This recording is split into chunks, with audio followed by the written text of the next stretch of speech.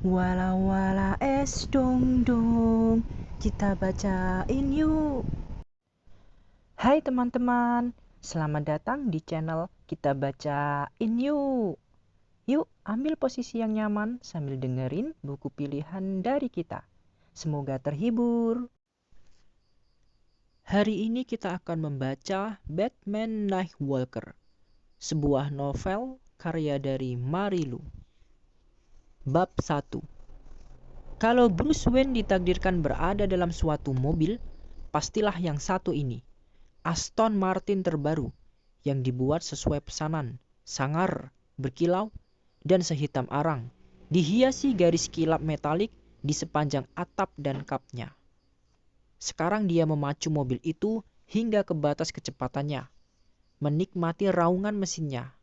Caranya merespon sentuhan terhalus selagi membelah jalan-jalan yang bermandikan cahaya matahari tenggelam di luar Gotham City. Kendaraan itu hadiah dari Wentex, dilengkapi fitur keamanan terbaru Wentex, kolaborasi bersejarah antara produsen mobil legendaris dan kekaisaran Wayne. Sekarang, ban berdecit protes ketika Bruce kembali menikung tajam. Aku dengar itu, komentar Alfred Pennyworth dari layar sentuh video siaran langsung. Dia melontarkan tatapan galak. Pelan-pelan sedikit di tikungan, Master Wayne. Aston Martin dibuat bukan untuk menikung pelan, Alfred. Juga bukan dibuat untuk diringsekkan. Bruce tersenyum miring ke sang wali. Matahari yang terbenam terpantul di kacamata aviatornya saat dia memutar mobil kembali ke arah barisan pencakar langit Gotham City. Sama sekali tidak ada rasa percaya padaku, Alfred, komentarnya santai. Padahal kau kan yang mengajariku menyetir. Dan apa aku mengajarimu menyetir seperti dirasuki setan? Dirasuki setan yang mahir, Bruce mengklarifikasi. Dia memutar kemudi dengan gerakan mulus. Lagi pula, ini kan hadiah dari Aston Martin dan dipersenjatai lengkap dengan sistem keamanan Wentex. Satu-satunya alasan aku menyetirnya adalah untuk memamerkan kemampuan keamanannya di acara amal malam ini. Alfred mendesah. Ya, aku ingat. Dan bagaimana aku bisa melakukannya dengan baik tanpa menguji apa yang mampu dilakukan mahakarya ini? Memamerkan keamanan Wentex di acara amal tidak sama dengan menggunakannya untuk memancing kematian, balas Alfred. Suaranya lebih masam daripada yang sudah-sudah. Lucius memintamu membawa mobil itu ke pesta supaya pers bisa menulis artikel lengkap mengenainya. Bruce kembali menikung tajam. Mobil langsung mengalkulasi jalanan di depan, dan di kaca depan, dia melihat sederetan angka transparan muncul dan menghilang. Merespon dengan presisi mengesankan, mobil itu sepenuhnya selaras dengan jalanan, sambil memetakan medan di sekelilingnya hingga ke detail terkecil. Itulah persisnya yang kulakukan, Bruce bersikeras. Berusaha sampai di sana tepat waktu. Alfred menggeleng-geleng putus asa sambil membersihkan ambang jendela Wayne Manor. Cahaya matahari menyaput kulit pucatnya dengan semburat emas. Akan kubunuh Lucius karena menganggap ini ide bagus. Senyum sayang terus tersungging di bibir Bruce. Terkadang dia berpikir sang wali memiliki kemiripan luar biasa dengan serigala abu-abu. Dengan tatapan sebiru musim dingin, penuh perhatian dan lelah pada dunia. Beberapa helai uban sudah mulai mencoreng rambut Alfred dalam beberapa tahun terakhir ini. Dan kerut-kerut yang menggarisi sudut matanya makin dalam. Bruce bertanya-tanya, apa dia penyebabnya? Memikirkan itu, dia memelankan mobil sedikit. Saat itu sudah waktunya orang-orang bisa melihat kelebatan kelelawar berterbangan memasuki malam untuk berburu. Sewaktu Bruce mencapai bagian dalam kota, dia melihat kawanan mereka membentuk siluet di langit yang menggelap, memutar keluar dari sudut-sudut gelap kota untuk bergabung dengan koloni mereka. Bruce merasakan sentakan nostalgia familiar. Ayahnya dulu menyisihkan tanah di dekat Mansion Wayne sebagai salah satu suaka kelelawar terbesar di kota. Bruce masih memiliki kenangan masa kecil, berjongkok dengan takjub di pekarangan depan. Mainannya terlupakan saat Dad menunjukkan ribuan makhluk yang membanjir memasuki senja, menyapu melintasi langit dalam garis mengombak. Mereka makhluk individual, kata Dad waktu itu. Tapi mereka tetap tahu, entah bagaimana cara bergerak sebagai satu kesatuan. Mengenang itu tangan Bruce mengencang di kemudi.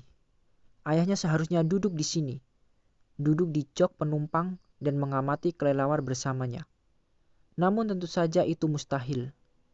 Jalanan semakin kumuh seiring kian dekatnya Bruce ke pusat kota, sampai pencakar-pencakar langit memblokir matahari yang kian merendah dan menyelubungi gang-gang dalam bayangan.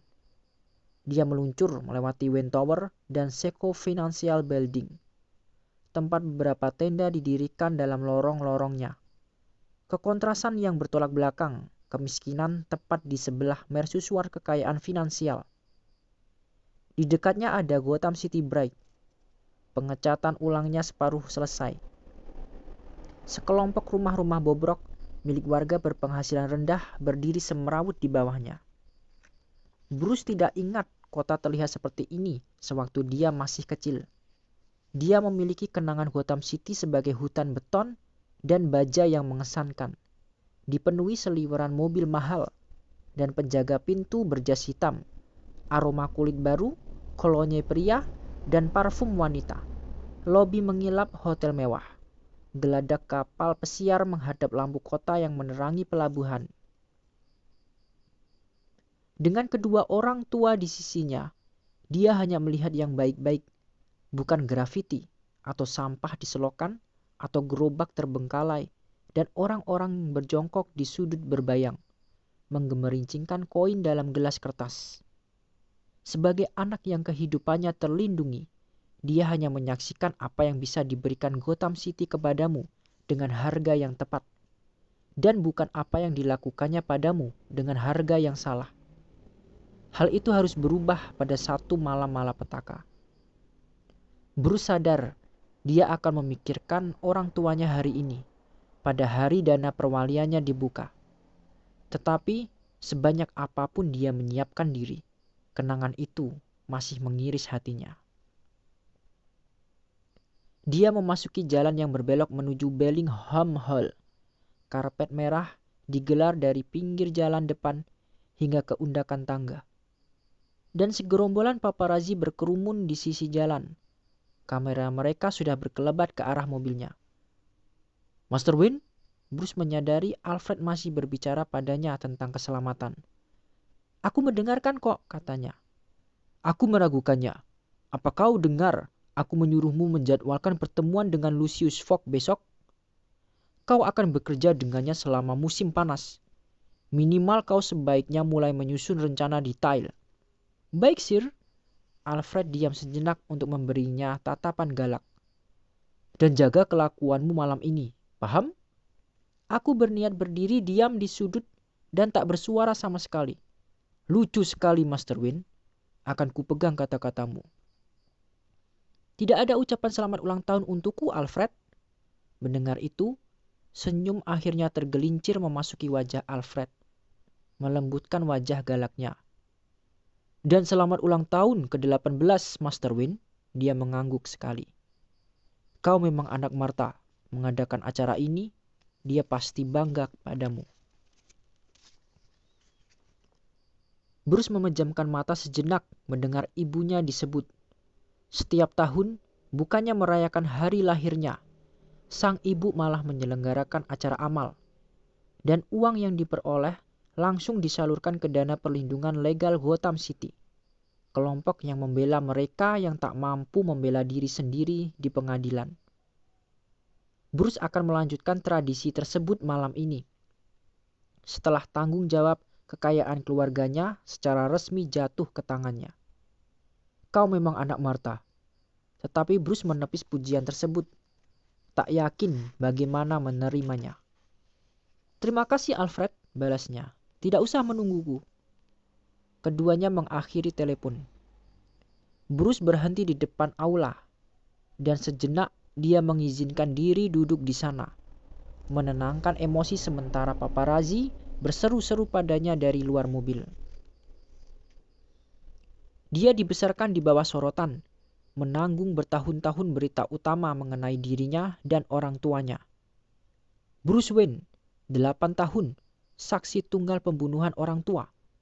Bruce Wayne siap mewarisi harta kekayaan.